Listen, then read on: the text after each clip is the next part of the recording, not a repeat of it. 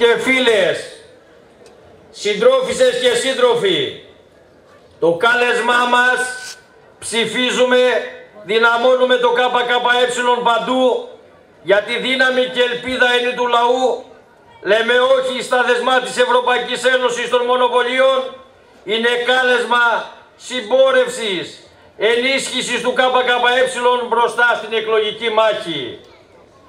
Η προχθεσινή νίκη στις φοιτητικές και σπουδαστικές εκλογές, όπου η παρσπουδαστική αναδείχθηκε δεύτερη δύναμη πανελλαδικά σε ΑΕΗ και ΤΕΗ με 20%, είναι ένα προμήνυμα λαϊκής ανάτασης, ενίσχυσης του ΚΚΕ και στις ευρωεκλογές την Κυριακή 25 Μάη και στις τοπικές εκλογές την Κυριακή 18 Μάη.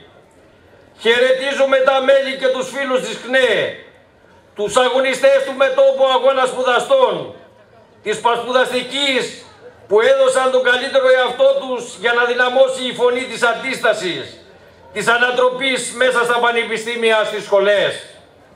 Είμαστε σίγουροι ότι θα συνεχίσουν με το ίδιο πάθος και τις επόμενες μέρες, έτσι ώστε να πέσουν στην κάλπη τα ψηφοδέλτια του ΚΚΕ στις ευρωεκλογές και τα ψηφοδέλτια της λαϊκής συσπήρωσης με το γαρίφαλο το αγώνα μας στις δημοτικές και περιφερειακές εκλογές. Φίλοι και φίλες, βρισκόμαστε λίγες μόνο μέρες πριν ανοίξουν οι κάλπες για τις τοπικές και περιφερειακές εκλογές και για τις ευρωεκλογές. Και το ουσιαστικό, το πραγματικό ερώτημα που μπαίνει μπροστά στον κάθε εργάτη, μπροστά στον κάθε άνεργο, τον αυτοαπασχολούμενο, τον φτωχό αγρότη είναι υποταγή στα δεσμά της Ευρωπαϊκής Ένωσης, των μονοπωλίων, η χειραφέτηση του λαού, άνοιγμα του δρόμου για έξοδο από τη βάρβαρη πολιτική της Ευρωπαϊκής Ένωσης, των μονοπωλίων και τις κάθε είδους αντιλαϊκές κυβερνήσεις, όποιο πρόσημο κι αν έχουν αυτές, υποταγή και εγκλωβισμό του λαού και της νεολαίας σε τελευταία ανάλυση επιδιώκουν και η Νέα Δημοκρατία, το ΠΑΣΟΚ, αλλά και ο ΣΥΡΙΖΑ μαζί με τους υπόλοιπους συνεπιβάτες στον αντιλαϊκό μονόδρομο της Ευρωπαϊκής Ένωσης των Μονοπωλίων. Η νέα Ελλάδα που γεννιέται σπάζοντας το κέλυφος και θρηματίζοντας τις αλυσίδες της, όπως λέει ο Σαμαράς, είναι η νέα Ελλάδα που έχουν παραγγείλει στην κυβέρνηση, δηλαδή στο πολιτικό προσωπικό τους, οι βιομήχανοι, οι εφοπλιστές, οι μεγαλοεπιχειρηματίες. Είναι η Ελλάδα στην οποία έχει τσακιστεί κάθε εργατικό λαϊκό δικαίωμα. Οι μισθοί στον πάτο, οι συλλογικές συμβάσεις στον αέρα, οι εργοδοτικές ασφαλιστικές εισφορές στο μηδέν, ένα ολόκληρο οπλοστάσιο στα χέρια των καπιταλιστών για να εξασφαλίσουν μεγαλύτερη κερδοφορία. Σε αυτή τη νέα Ελλάδα θα συνεχίσει να ζει και να βασιλεύει η ανεργία, η φτώχεια και η ανέχεια. Οι αναχρονιστικές νοοτροπίες, στρεβλώσεις και αγκυλώσεις που είχαν δημιουργήσει ένα κέλυφος γύρω από τη χώρα και δεν την άφηνε να προχωρήσει, όπως λέει ο Σαμαράς, ήταν οι όποιες λαϊκές κατακτήσεις υπήρχαν τα προηγούμενα χρόνια που αποτελούσαν εμπόδιο στην ανταγωνιστικότητα του κεφαλαίου και έπρεπε να βγουν από τη μέση. Όταν αυτοί μιλάνε για αναχρονισμούς, εννοούν να δουλεύεις ανθρώπινα με σταθερό ωράριο και να παίρνεις μισθό με βάση τη συλλογική σύμβαση. Αγκύλωση θεωρούν το να μην πληρώνεις το δημόσιο νοσοκομείο, να μην πληρώνεις συνεχώς χαράτσια και φόρους για το σπίτι που απέκτησες με τους κόπους μιας ζωής. Αυτό το κέλυφος πάει τώρα, λέει ο Σαμαράς, και απελευθερώνονται δήθεν οι μεγάλες δυνατότητες της χώρας και του λαού μας. Όμως οι μεγάλες δυνατότητες που απελευθερώνονται δεν αφορούν το λαό και την κάλυψη των σύγχρονων αναγκών του. Αφορούν μόνο τις μεγάλες δυνατότητες που ανοίγονται μπροστά στο κεφάλαιο, να βγει από την κρίση και να περάσει στη φάση της ανάκαμψης. Οι δυνατότητες αυτές είναι οι δυνατότητες μεγαλύτερης καπιταλιστικής κερδοφορίας. Αυτή την Ελλάδα περιγράφει ο Σαμαράς, την Ελλάδα που προχωρά με ταχύς ρυθμούς στις αντιλαϊκές μεταρρυθμίσεις, τις βαθιές και αναγκαίες για το κεφάλαιο αλλαγές, και γι' αυτό η εργατική τάξη, ο λαός, η νεολαία θα συνεχίσουν να ματώνουν. Θα συνεχίσουν να ματώνουν για να πετυχαίνουν κάθε φορά πρωτογενή πλεονάσματα με την ελπίδα για ένα ψίχουλο. Θα συνεχίσουν να ματώνουν για ένα χρέος που δημιούργησαν οι ίδιοι. Θα συνεχίσουν να ματώνουν γιατί αυτό απαιτεί η δημοσιονομική πειθαρχία και τα μνημόνια διαρκείας της Ευρωπαϊκής Ένωσης των Μονοπωλίων. Ποιον κοροϊδεύει λοιπόν η Νέα Δημοκρατία? Ποτέ και πουθενά στο καπιταλιστικό σύστημα δεν πήγαν χέρι-χέρι τα κέρδη της πρωτοκρατίας με τα δικαιώματα των εργαζομένων. Ποτέ και πουθενά η λαϊκή ευημερία δεν πέρασε μέσα από την ανταγωνιστικότητα και την κερδοφορία των μονοπωλίων. Οι μεγάλες δυνατότητες της χώρας και του λαού μας είναι υπαρκτές μόνο που θα απελευθερωθούν προς όφελος των λαϊκών αναγκών όταν ο λαός πάρει την εξουσία, όταν αυτός θα κάνει κουμάντο στην οικονομία. Αυτό το ξέρει καλά και το κόμμα της αξιωματικής αντιπολίτευσης, ο ΣΥΡΙΖΑ. Γι' αυτό μαζί με τη Νέα Δημοκρατία και τα άλλα κόμματα κοροϊδεύουν ότι ο λαός μας μπορεί να δει χαΐρι και προκοπή μέσα σε αυτό το σύστημα με αυτή την εξουσία. Γιατί όταν ο ΣΥΡΙΖΑ λέει ψηφίζουμε και φεύγουν, αυτοί μπορούν να φύγουν και να φύγουν δεν το συζητάμε, το θέλουμε πάρα πολύ, ας πάνε στον αγύριστο. Όμως ο ΣΥΡΙΖΑ δεν λέει ότι εδώ θα μείνουν οι κομμένοι μισθοί και οι συντάξεις, η διάλυση της παιδείας, της υγείας, της πρόνοιας και της ασφάλισης. Εδώ θα μείνουν τα μνημόνια διαρκείας της Ευρωπαϊκής Ένωσης, που κάθε φορά θα φέρνουν νέα μέτρα για την δημοσιονομική πειθαρχία, τους ισοσκελισμένους προϋπολογισμούς που έχει αποφασίσει η Ευρωπαϊκή Ένωση. Εδώ θα μείνει το σάπιο καπιταλιστικό σύστημα που γεννά φτώχεια και ανεργία για τους πολλούς. Για να μην είμαστε άδικοι, εκεί που ξεσπαθώνει γιατί τι έχει να κερδίσει ο λαός από μια κυβέρνηση ΣΥΡΙΖΑ, εκεί και τα μαζεύει. Άλλωστε τη δικλωσία την έχουν κάνει επιστήμη εκεί στο ΣΥΡΙΖΑ, δηλαδή στη Νέα Σοσιαλδημοκρατία που εποάζεται. Είναι η γνωστή τακτική να κλείνει το μάτι σε όλους, και στο κεφάλαιο και στους εργαζόμενους, και στη συνέχεια βέβαια να αθεθεί στις όποιες υποσχέσεις τους εργαζόμενους. Τι έχει να κερδίσει ο λαός από μια κυβέρνηση ΣΥΡΙΖΑ που, όπως λέει, δεν είναι στις προτεραιότητες της ο 13ος και ο 14ος μισθός στο δημόσιο, οι οποίοι θα εξαρτηθούν από τους ρυθμούς ανάπτυξης της οικονομίας? Τι έχει να κερδίσει ο εργάτης όταν για τις απολύσεις στον ιδιωτικό τομέα ο κύριος Τσίπρας παραδέχεται ότι μια κυβέρνηση στο έδαφος του καπιταλισμού δεν μπορεί να επιβάλλει στους εργοδότες να κάνουν προσλήψεις? Τι έχει να κερδίσει όταν του λέει ότι θα καταργήσει με τον νόμο που προβλέπει μισθούς 586 ευρώ μεικτά και την ίδια ώρα υπονοεί ότι ο κατώτερος μισθός θα διαμορφωθεί στη συνέχεια μετά από διαπραγμάτευση ανάμεσα στους εργοδότες και στην ΚΙΣΕ? Ζήσε Μάη μου δηλαδή να φας τριφύλι. Στην ουσία δηλαδή κανένας δεν εγγυάται ότι μια κυβέρνηση του ΣΥΡΙΖΑ θα αποκαταστήσει τον κατώτερο μισθό στα προ-κρίσης επίπεδα.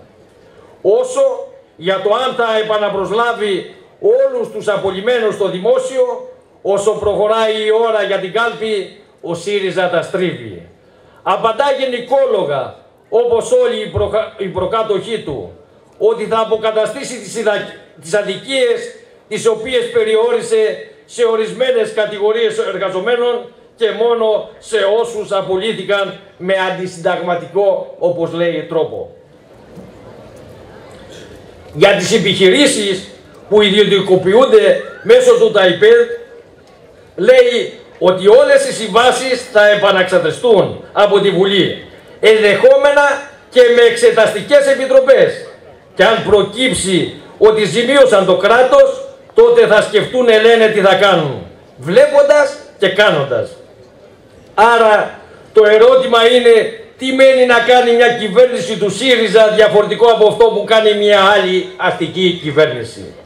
Σύμφωνα με τον Αλέξη Τσίπρα, να σταματήσει την ανθρωπιστική καταστροφή εξασφαλίζοντας τα ελάχιστα σε όσους δεν έχουν απολύτως τίποτα. Δηλαδή, διαχείριση της ακραίας φτώχειας, την οποία ο ΣΥΡΙΖΑ υπόσχεται ότι μπορεί να κάνει καλύτερα από τη Νέα Δημοκρατία. Όμως, την πρόταση νόμου του ΚΚΕ στη Βουλή για την άμεση ανακούφιση των ανέργων, για τη μη φορολογία των φτωχών, για τη φορολογία του μεγάλου κεφαλαίου, δεν την ψήφισε. Η κατάργηση των μνημονίων που έλεγε στις προηγούμενες εκλογές τώρα έγινε άρση των αδικιών του μνημονίου, αντιγράφοντας τις εξαγγελίες της κυβέρνησης, τώρα που μοιράζει το ματωμένο πλεόνασμα. Όσο για τους 400 εφαρμοστικούς νόμους των μνημονίων, αυτοί θα καταργηθούν όταν το επιτρέψουν οι συνθήκες, δηλαδή του Αγίου Ποτέ. Φίλες και φίλοι, η Νέα Δημοκρατία με τους επενδυτές ανά τον κόσμο που της χτυπούν την πόρτα για να επενδύσουν στην Ελλάδα και ο ΣΥΡΙΖΑ με τους υγιείς και νομιμόφρονες επιχειρηματίες και τις δημόσιες επενδύσεις για την ίδια ανάπτυξη, την καπιταλιστική ανάπτυξη μιλούν. Για την ανάπτυξη της ανταγωνιστικότητας του κεφαλαίου που θα πατήσει στα ερείπια των εργατικών και λαϊκών δικαιωμάτων που ισοπαίδωσε η κυβέρνηση της Νέας Δημοκρατίας και του ΠΑΣΟΚ, αλλά δεν θα αποκαταστήσει στα προηγούμενα επίπεδα ο ΣΥΡΙΖΑ. Η συζήτηση περί ανάπτυξης που θα έρθει για να δώσει δουλειές, θα μειώσει την ανεργία, θα ανακουφίσει ακόμα και τους αυτοαπασχολούμενους ή και τους φτωχούς αγρότες, καλλιεργεί ψεύτικες ελπίδες και προσδοκίες ότι από αυτή την ανάπτυξη μαζί με τους μεγαλοεπιχειρηματίες που θα επενδύσουν θα βγουν κερδισμένοι και οι εργαζόμενοι, οι άνεργοι, ο ελληνικός λαός, ο λαός της περιοχής. Μια τέτοια συζήτηση έχει ανοίξει και στην Πρέβεζα αλλά και σε ολόκληρη την Ήπειρο για την ανάπτυξη που θα έρθει από την ιδιωτικοποίηση του λιμανιού της Πρέβεζας και πολύ περισσότερο της Ιχουμενίτσας, που θα μετατραπεί σε ένα σύγχρονο και ανταγωνιστικό λιμάνι, λένε για την Ιχουμενίτσα, πύλη της χώρας προς τη Δυτική Ευρώπη μαζί με τα απαραίτητα έργα. Επίσης, όπως λέει ο κύριος Στράτος Ιωάννου, πως χάρη στη συμβολή του και μαζί με τον κύριο Καχρημάνη η αναπτυξιακή πορεία του τόπου μας εκτινάχθηκε τα τελευταία 3,5 χρόνια, πως το καινοτόμο πολιτιστικό πρόγραμμα πολιτιστική διαδρομή στα αρχαία θέατρα της Υπήρου μπορεί να θρέψει και να δώσει ανάπτυξη στην περιοχή και να λύσει το πρόβλημα της ανεργίας. Τα ίδια πάνω κάτω λέει και η κυρία Γεροβασίλη σε συνέντευξή της στην εφημερίδα Τα Νέα, υποψήφια με το ΣΥΡΙΖΑ στην Ήπειρο. Σαν ο νέος σωτήρας που κρατάει το μαγικό ραβδί αναφέρει, διαβάζω από τη συνέντευξη, θα αντιμετωπίσουμε την ανεργία αναπροσανατολίζοντας την κατεύθυνση των πόρων από μη παραγωγικές σε παραγωγικές δραστηριότητες. Και συνεχίζει αυτά τα σεριζέικα ότι θα ενισχύσουμε το συνεταιριστικό πρότυπο σε υγιές πλαίσιο και ότι η Ήπειρος μπορεί να γίνει ελκυστικός τουριστικός προορισμός, προβάλλοντας το ανυπέρβλητο φυσικό κάλος και τον πολιτισμό της περιοχής μας σε συνδυασμό με βελτίωση των υποδομών. Κυριολεκτικά λένε ακριβώς τα ίδια πράγματα. Αν δεν διάβαζες από πάνω την επικεφαλίδα ποιος έδωσε τη συνέντευξη, θα μπορούσε αυτήν ακριβώς τη συνέντευξη να τη δώσει ο κύριος Καχρημάνης, ο κύριος Ιωάννου, ο κύριος Κονής, ο κύριος Βασιλείου, ο κύριος Κλάπας, ο κύριος Παπάς, ο κύριος Νίτσας και κάθε λογής καρύδι από αυτούς τους συνυποψήφιους. Για αυτήν την κυρία Γεροβασίλη δεν υπάρχει πουθενά καπιταλισμός, δεν υπάρχει πουθενά οικονομική κρίση, ούτε μονοπωλιακή όμιλη, ούτε Ευρωπαϊκή Ένωση, δεν υπάρχει στον αγροτικό τομέα πουθενά κοινή αγροτική πολιτική. Μας δουλεύουνε όλοι μαζί ψηλό γαζί. Αυτή η ανάπτυξη, αγαπητοί φίλοι, δεν πρόκειται να λύσει το πρόβλημα της ανεργίας, απλά θα τη διαχειριστεί και θα την ανακυκλώσει για ένα μικρό χρονικό διάστημα. Αυτή η ανάπτυξη δεν πρόκειται να δώσει πίσω στους χιλιάδες ανέργους της περιοχής τίποτε. Ούτε τη δουλειά που είχαν με το μισθό που είχαν. Γιατί οι θέσεις εργασίας που θα δημιουργηθούν και λίγες θα είναι, αλλά θα είναι και κακοπληρωμένες. Από αυτή την ανάπτυξη, μέσα από το λιμάνι, τους οδικούς άξονες, τα πιλωτικά πολιτιστικά προγράμματα, οι επιχειρηματικοί όμιλοι θα κερδίσουν. Αυτοί που θα έρθουν να επενδύσουν θα πατήσουν πάνω στο αντεργατικό έδαφος που τους έχει στρώσει η πολιτική διαχείριση της κρίσης προς όφελός τους. Αγαπητοί φίλοι και φίλες, αγαπητοί σύντροφοι και συντρόφισσες, η αντιλαϊκή πολιτική που επεξεργάζονται στην Ευρωπαϊκή Ένωση από κοινού τα κόμματα του Ευρωμονόδρομου, συντηρητικά, σοσιαλδημοκρατικά και κεντροαριστερά, δεν την περπατάνε μόνο μέσα από το κεντρικό κράτος. Την περπατάνε εξίσου και πολύ περισσότερο μέσα από την περιφέρεια και τους δήμους. Μας πτωχεύει το κράτος μέσα από το φοροαμφέμαξη, τις περικοπές σε μισθούς, συντάξεις και κοινωνικές παροχές, το ίδιο κάνει και ο Δήμος και η περιφέρεια.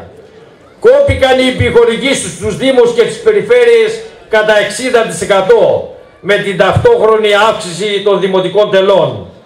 Στην περιφέρεια Ηπείρου ο προϋπολογισμός από 120 εκατομμύρια ευρώ το 2011 έπεσε στα 45 εκατομμύρια ευρώ το 2014. Άρα έχουμε μείωση στο 1/3 των αναγκών σε έργα και υπηρεσίες που θα εξυπηρετούν τις ανάγκες μας. Ιδιωτικοποιεί η κυβέρνηση ότι δίνει κέρδος στο κεφάλαιο, το ίδιο κάνουν οι δήμοι και οι περιφέρειες.